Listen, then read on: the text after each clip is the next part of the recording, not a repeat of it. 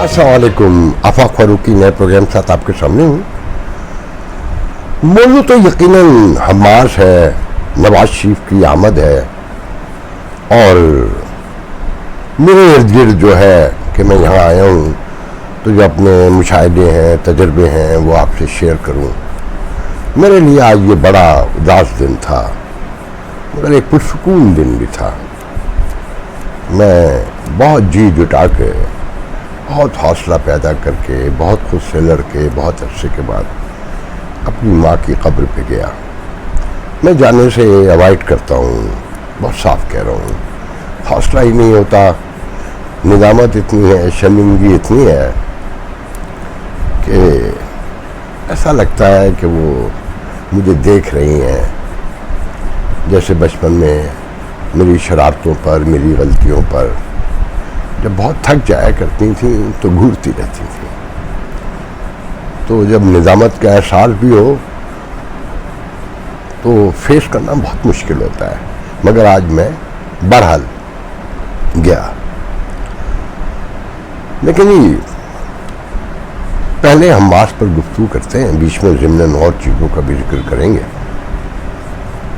मैंने आपसे कहा था और बहुत से लोगों ने भी कहा कि हमास ने अपनी ताकत का मुज़ाहरा तो कर दिया, अब उसकी सज़ा गाज़ा में मिल रही है कि राकेटों से, बारूद से, आग से, आसमान, ज़मीन के एक एक चप्पा और एक फ़ज़ा में कोई गैप नहीं है कि रोशनी ही रोशनी है बारूद की। और लोग बेयारो अमग हैं। इमारतें खंडरात में तब्दील हो चुकी हैं। जो बच जाते हैं वो ये कहते हैं कि बाहर तो निकल आए हैं, मगर जब हर तरफ मौत बरस रही हो तो छुपें तो कहाँ छुपें और कैसे छुपें? अपने बच्चों को, अपने प्यारों को, अपने दोस्तों को, रिश्तेदारों को, माँओं को, बापों को, बहनों को, भाइयों को कैसे बचाएं? 1200 इसराइली मारे जा चुके हैं और 1000 से ज़ायद अब तक फ़लस्तीनी मारे जा चुके हैं। खून दोनों का एक रंग है, दिल भी एक ही तरह धड़कता है। 99% राइट लेफ्ट हैंड पे ही होता है। सोच के ज़ाविये है। इसमें जुल्म की बात यह है कि हमास को तो दहशतगर्द कह दिया जाता है। दहशतगर्द हर वो तंजीम जो रियासती ढांचे में ना हो और बंदूक उठाए उसे दहशतगर्दी कहते हैं। अल्लाह ये कि वो कामयाब ना हो जाएं, कामयाब हो जाएं तो वो तहरीकें कहलाती हैं, इनकलाब कहलाता है, वरना वो बागी और दहशतगर्दी तस्वुर किए जाते रहे। तारीख गवाह है कि तो उनका तो काम ही दहशत फैलाना है। मगर रियासतें जिनके लिए कहा जाता है कि वो दहशतगर्दी का जवाब कभी दहशतगर्दी से नहीं, इंसाफ और कानून के कटहरे में लाकर इंसाफ से करती हैं, जज़ा और सज़ा के अमल पर खड़ी होती हैं और उसी बुनियाद पे उन्हें मुहज़्ज़ब तस्वुर किया जाता है। मगर जब रियासतें भी अंधाधुंध दहशतगर्दी पर उतर आएँ तो उसे क्या कहिए और क्या सोचिए। मैं बहुत हैरान हूँ कि मजम्मत करते हमसे भी लोग कि हमास ने सिर्फ अपने लोगों को छुड़ाने के लिए पहले भी यही काम किए थे, अब फिर वही काम किया है। और ये तसव्वुर करना, ये सोच लेना कि अराउंड के लोग उठेंगे और वो उन्हें आके ज्वाइन कर लेंगे उनके एक कहने पर कि मुसलमानों मार्च करो इसराइल की तरफ, ना पहले किया था, ना पहले कभी तारीख में मौजूद है, ना आप करेंगे। कि इंसानी रवैये बड़े अजीब होते हैं। जो काम रियासतों का है वो रियासतें ही करती हैं। आग और खून के बाद भी टेबल पे बैठना होता है, उससे पहले भी अगर हल निकाल लिया जाए तो बेहतर ही हो सकता है, मगर ऐसा हो नहीं रहा। जुल्म बढ़ रहा है, लोग मारे जा रहे हैं, दोनों तरफ लोग मारे जा रहे हैं। तबाही तबाही है। समझ में नहीं आता कि ऐसे मौके पे आदमी क्या कहे और क्या ना कहे। आप लोगों ने टीवी पे सुना होगा कि जी यूरोप में, अमेरिका में फ़लस्तीन के हक़ में मुजाहरे हुए हैं। ہمارا میڈیا پوری بات نہیں بتاتا. نیو یارک میں اسرائیلی کانسولیٹ کے باہر فلسطین کے حق میں بھی لوگ جمع ہوئے. یقیناً وہاں لوگ زیادہ تھے کہ مسلمانوں کی ساری آبادی اگر ملا کر دیکھا جائے امریکہ میں تو یہودیوں سے زیادہ ہے. مگر سینسس کچھ اور کہتے ہیں. تو 1500 سے 2000 کہتے ہیں کہ مسلمان تھے، جس میں افریقی، فلسطینی، عرب سارے، اور پاکستانی، ہندوستانی. پاکستانی تو سب سے آگے ہوتے ہیں، لیڈ کر رہے ہوتے ہیں کہ اسلام کا سب سے زیادہ درد انہیں ہے، مگر اسلام کی تعلیمات سے ان کا کوئی لینا دینا نہیں ہے. وہ میں ابھی آپ کو بتاؤں گا. تو سامنے یہودی بھی تھے 500-600.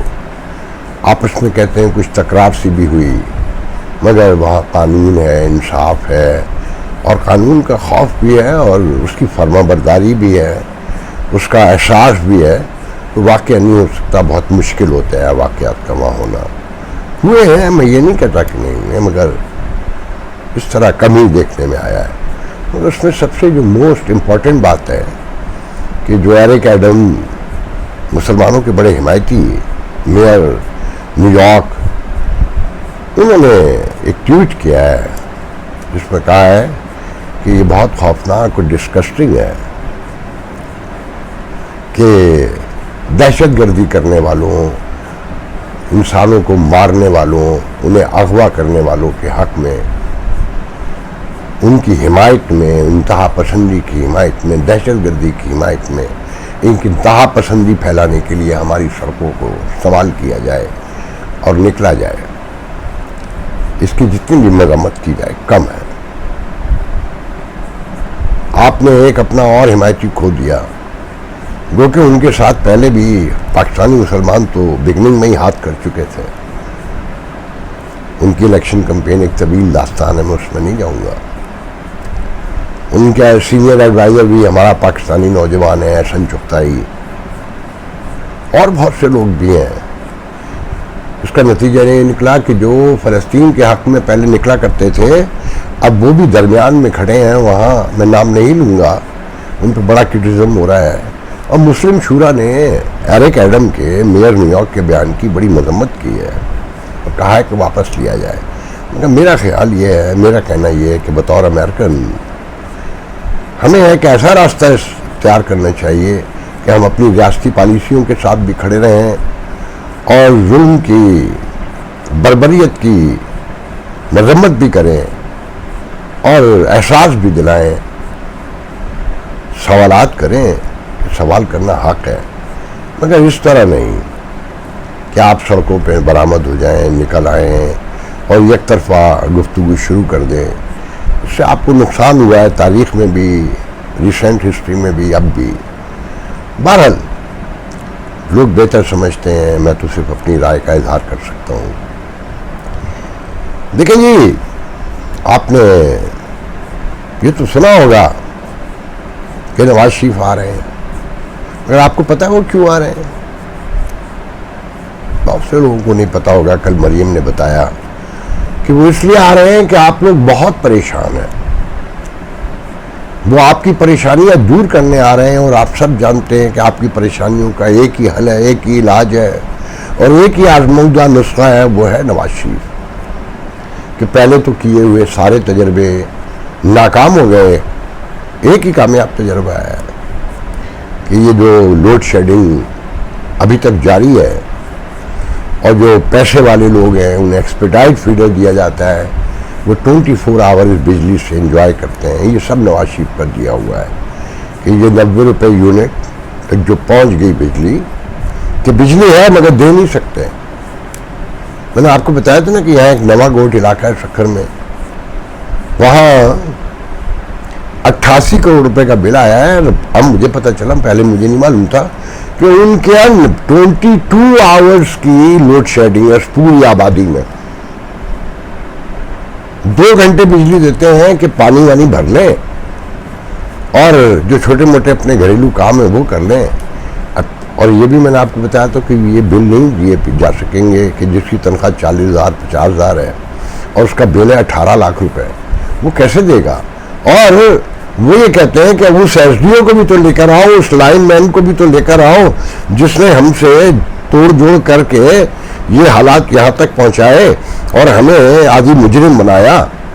نہیں, ان کا کوئی وجود نہیں ہے. جی تو کرتا ہے کہ کل ایک محفل میں ایک ایس ڈی او ریٹائر بھی تھے جو جنہوں نے باتوں میں بنایا کہ ہاں وہ دیسی انڈے بھی لے لیتے تھے اور مرغیاں بھی لے لیتے تھے, اور بابا یہاں تو سبھی لیتے ہیں, تھوڑا سا میں نے بھی لے لیا ہے, مگر میں نے اس طرح ظلم نہیں کیا جو آج ہو رہا ہے. کہ وہ کہتے ہیں نا کہ تھمتے تھمتے تھمیں گے آنسو, رونا ہے کوئی ہنسی نہیں. تو آنسو شروع ہوئے تھے آپ کے دور میں, مان لیتے ہیں. خیر میں اس طرف نہیں آتا. تو جناب وہ نواز شریف آ رہے ہیں اور آپ ان کے شدت سے انتظار کر رہے ہیں. لاہور میں لوگوں کے مزے آ گئے, روٹیاں ہی روٹیاں ہیں, بوٹیاں ہی بوٹیاں ہیں, جو میں نے کل آپ کو بتایا تھا. کوئی یہ پوچھے مریم بی بی سے, میرے ایک دوست ہیں جونیئر رپورٹر ہیں, نام نہیں لوں گا ان کا, ینگ نوجوان, انہوں نے مجھ سے پوچھا کہ آفاق بھائی کوئی ان سے پوچھے 10 ماہ کی خاقان عباسی کی حکومت, نواز شریف کو تو آپ بھگا دیا تھا نا, اور یہ 16 ماہ کی شہباز شریف کی حکومت, یہ 26 ماہ جو ہے اس کی کارکردگی پیش کر دیں کہ وہ کیا انقلاب آئے تھے, وہ کیا ترقی, خوشحالی اور پراسپیرٹی آئی ہے جسے عوام بھولے نہیں بھولتے. اس پر میں آپ کو ایک دلچسپ پوسٹ لانا چاہتا ہوں جو بہت انجوائے کریں گے آپ. آپ کو خوب یاد رہے گا میرے خیال میں. میں نے سوچا ہے کہ میں گاہے بگائے آپ کو کبھی کبھی جو سب سے خوبصورت پوسٹ اپنی ڈے ہوا کرے گی وہ بھی سنایا کروں گا. تو یہ پوسٹ سنیے, یہ انہی لوگوں کا کارنامہ ہے. ہر 15 دن بعد پیٹرول اور ڈیزل کی قیمت بڑھنا اب ایک ایونٹ ہے جو 8 سے 10 گھنٹے کنٹینیو جاری رہتا ہے, پھر ختم ہو جاتا ہے. نومبر اس ایونٹ کی اگلی 15 تاریخ ہے. حکومت مکمل پر اعتماد ہے کہ پیٹرول اور ڈیزل 400 روپے بھی ہوا تو یہ جاہل بےحیث عوام ڈلوائے گی اور خوب ڈلوائے گی. یہ قوم بہت اچھی ہے.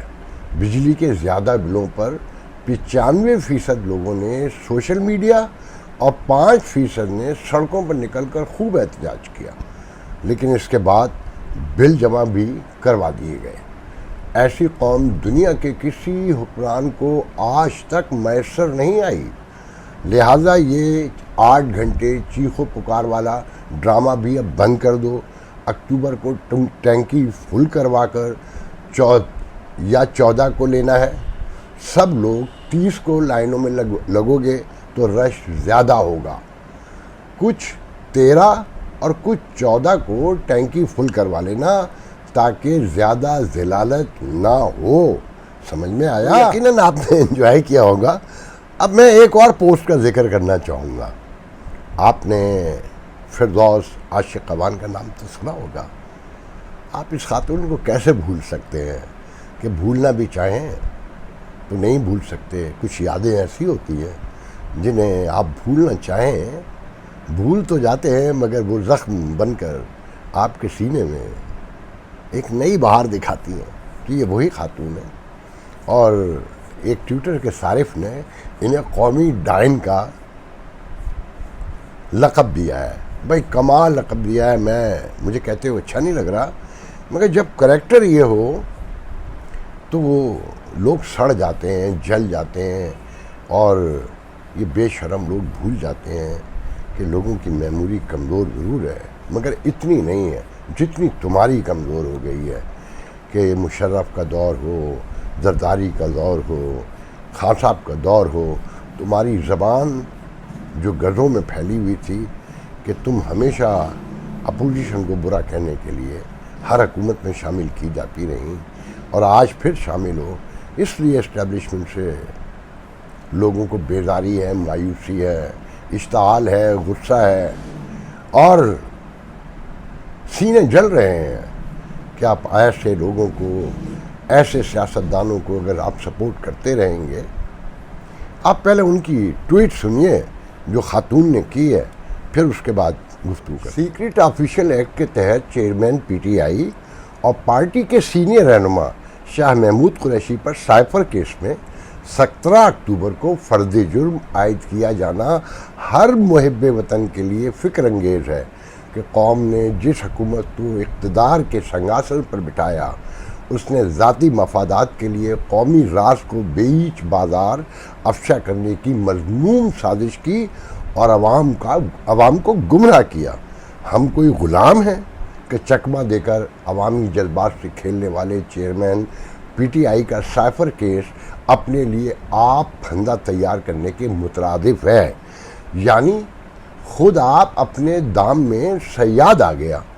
استحکام پاکستان پارٹی ملکی سالمیت کے خلاف ہر آواز اور ہر عمل کی پرزور مذمت کرتی ہے، کیونکہ استحکام پاکستان پارٹی پاکستان زندہ آباد کے بیانیے کی سیاست کا نام ہے۔ تو یہ ٹویٹ انہوں نے کی، آپ تصور کیجئے اس خاتون کی بے حیائی کا، کہ دیکھیں اگر آپ کا اختلاف ہو بھی جاتا ہے، پے در پہ ہو جائے، اس عورت کو اتنا بھی خیال نہیں ہے کہ تم ایک ایسے سماج میں پیدا ہوئی ہو اور ایسے سماج میں رہتی ہو کہ عورت کی پہلی طلاق پر ہی قرآن پڑ جاتا ہے، مشکوک بنا دیتے ہیں اسے، اور جس کی 3 طلاقیں ہو چکی ہوں وہ کتنی بھی نیک اور پارسا ہو بیچاری مجرم ہی قرار پاتی ہے، اور تمہارے جرائم تو سب کے سامنے ہیں۔ یہ طلاق سے بڑا سانحہ ہے میرے نزدیک کہ خواتین کے ساتھ زیادہ تر ہمارے معاشرے میں ظلم ہی ہوتا ہے کہ ابھی ہم نے انہیں عورت بھی تسلیم نہیں کیا، مگر تمہاری بے شرمی کے تو سینکڑوں درجنوں واقعات ہیں کہ تم نے کس کس کو برا نہیں کہا، کب نہیں کہا۔ آپ یقین کریں اس ٹویٹ کے نیچے کوئی 800 کامنٹ تک تو میں گیا ہوں گا، کوئی ایک کامنٹ جو ہے اس خاتون کے حق میں نہیں تھا، اور ایسی زبان استعمال کی گئی تھی، مگر اس عورت کی جرت کو، ہمت کو سلام ہے کہ یہ ابھی تک ڈٹی ہوئی، اور قومی میڈیا اسے باقاعدہ جگہ دیتا ہے۔ میں کہوں گا کہ اس کامنٹ میں بس وہ ایک ہی کامنٹ تھا جسے میں یہاں سنا سکتا تھا، کہ بس موٹے حروف میں لکھ کر کہ قومی ڈائن، اس سے اندازہ لگا لیں کہ ان سیاستدانوں کے خلاف نفرت کتنی ہے۔ بارہا بتاتے ہیں ہم جیسے لوگ کہ خان صاحب کے سپورٹر نہیں ہیں لوگ، اس نظام سے عاجز لوگ ہیں بیسکلی، یہ جو آزمودہ نسخے ہیں اور جو ہماری پریشانیاں دور کرنے کے لیے مشہور ہو چکے ہیں 40 سال میں، اور جن کی دولتوں کے ڈھیر ہیں، مگر یہ بتاتے ہیں کہ یہ کرپٹ نہیں ہے، انہوں نے قوم کی بڑی خدمت کی ہے، جو خدمت ہر طرف نظر آ رہی ہے۔ میں آج صبح 6 بجے 5:30 بجے بلکہ میرا نیفیو ہے چھوٹا، جو تہجد بھی پڑھتا ہے اور صبح کی فجر کی نماز بھی پڑھتا ہے، چاہے رات 3 بجے سوئے مگر وہ فجر کی اذان پر اٹھ جاتا ہے، تو میں تو جاگتا ہی ہوں رات بھر۔ تو جب اس نے نماز پڑھ کے وہ آ گیا واپس، انہوں نے کہا چچا ناشتہ بناؤں؟ میں نے کہا یار آج باہر چلتے ہیں۔ تو کہنے لگا پھر آپ شور کریں گے ہر طرف گند دیکھ کر، اس وقت تو بہت گند ہوتا ہے۔ میں نے کہا کیا مطلب؟ کہنے کہ چچا آپ کو نہیں اندازہ ہے، آپ بہت کچھ بولتے ہیں مگر اس سے زیادہ حالات خراب ہیں۔ بہرحال اچھا، گاڑی چلنے کی تو یہاں جگہ ہی نہیں ہے، گاڑی میں تو آپ تصور ہی نہیں کر سکتے، 20 کی اسپیڈ سے گاڑی نہیں چلا سکتے شہر میں، اگر پوری سڑک اگر ویران بھی ہو۔ تو گھر میں ایک بائک بھی ہے، اس بائک پر میں بہت عرصے کے بعد، میں ابھی پچھلے دنوں ایک بار اور بھی بیٹھا تھا مگر اتنی دیر تک میں نہیں بیٹھا، تو اس نے بائک سٹارٹ کی، ہم اس پہ پیچھے بیٹھے، تو ہم ناشتے کی تلاش میں نکل گئے۔ میری خواہش یہ تھی کہ نہاری ڈھونڈ کے لائی جائے، بچپن میں ملا کرتی تھی مگر کہیں کوئی تصور نہیں تھا نہاری کا۔ بہرحال جس علاقے میں کبھی نہاری ملا کرتی تھی وہ ایک مین شہر ہے سکھر، جہاں کپڑا مارکیٹ ہے، الیکٹرانک مارکیٹ ہے، آڑت بازار ہے، سبزی منڈی ہے، گھنٹہ گھر آپ لوگوں نے سنا ہوگا، معصوم شاہ کا مینارہ سنا ہوگا۔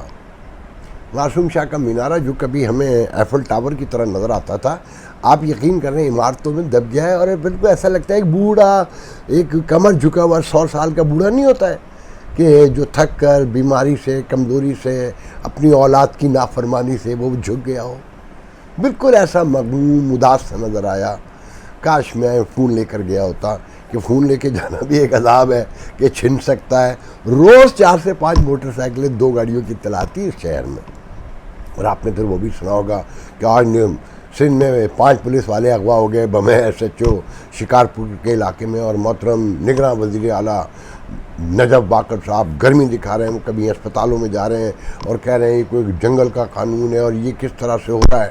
انہیں پتہ ہی نہیں ہے کہ اس ملک میں ہو کیا رہا ہے اور ان کے اپنے صوبے کا حال کیا ہے. آپ یقین کریں مین شہر جو بازار گھنٹہ گھر کا اگر آپ کاش میں ویڈیو بنا سکتا کہ وہ ایک کھنڈرات سے بھی کہیں کھنڈرات کی سچویشن تھی، اور ہر 5 فٹ پر کچرے کے ڈھیر تھے. ایسی بدبو پورے شہر میں کہ میں تصور میں ہی نہیں لا سکتا، میں اسے بیان ہی نہیں کر سکتا. اور بڑے آرام سے ہیں اس شہر کے حکمران، اور عوام بھی بڑے آرام سے ہیں. غلاظت کے بھئی یہ سمجھے کہ یہ پورا شہر جیسے کچرے پہ رکھا ہوا ہے ہر طرف، اور آرام سے لوگ اس کے کچرے کے ساتھ بیٹھے ناشتہ کر رہے ہیں، ہوٹل کھلے ہوئے ہیں. ایک عجیب منظر تھا. بہرحال اس کے بعد میں وہاں گیا جہاں میرا بچپن گزرا ہے. دریائے سندھ سے ایک نہر آتی میرے گھر کے پیچھے.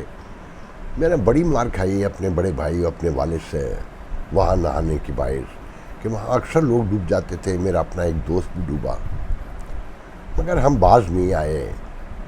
وہاں گئے تو سب سے بڑی حیران کن بات یہ تھی کہ ایک نہر کا تصور ہوتا ہے نا، جو آپ کے ذہن میں ہوگا کہ 2 پارٹ ہوتے ہیں اس کے، ایک 2 کنارے ہوتے ہیں اور وہ گھومتی ہوئی ٹیڑھی سی اور اپنا راستہ بناتی ہوئی جا رہی ہوتی ہے. تو ہمارے بچپن میں یہ وہ نہر ایسی ہی تھی، کنال جسے کہنا چاہیے. اور جب فلڈ آیا کرتا سمر میں تو 4 سو پانی پانی ہوا کرتا، اور پھر جب پانی اترتا تو پھر نہر اپنی اصل پوزیشن میں جایا کرتی تھی جب مچھیرے اپنا جال لگایا کرتے تھے.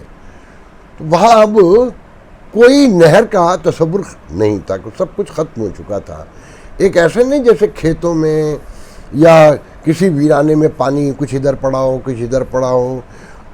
میں اس کا کیسے آپ کو ایکسپریس کروں، وہ اتنا دکھ ہوا کہ وہ نہر کی جو اس کی اپنی بناوٹ تھی، خوبصورتی تھی، وہ سب ختم ہو گئی، کہیں وجود ہی نہیں رکھتی.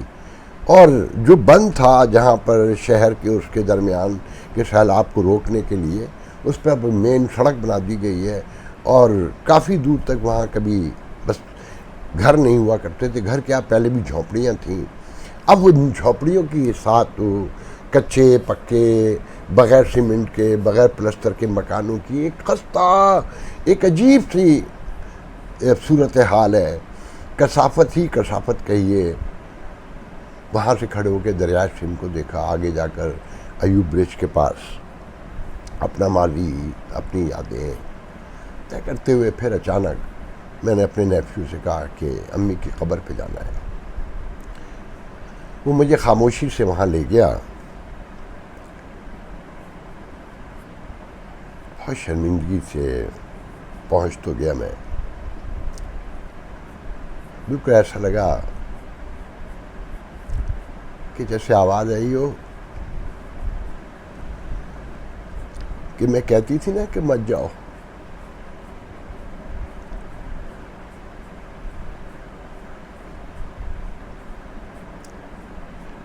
بہرحال آپ سے کل پھر ملاقات ہوگی انشاءاللہ. اللہ حافظ.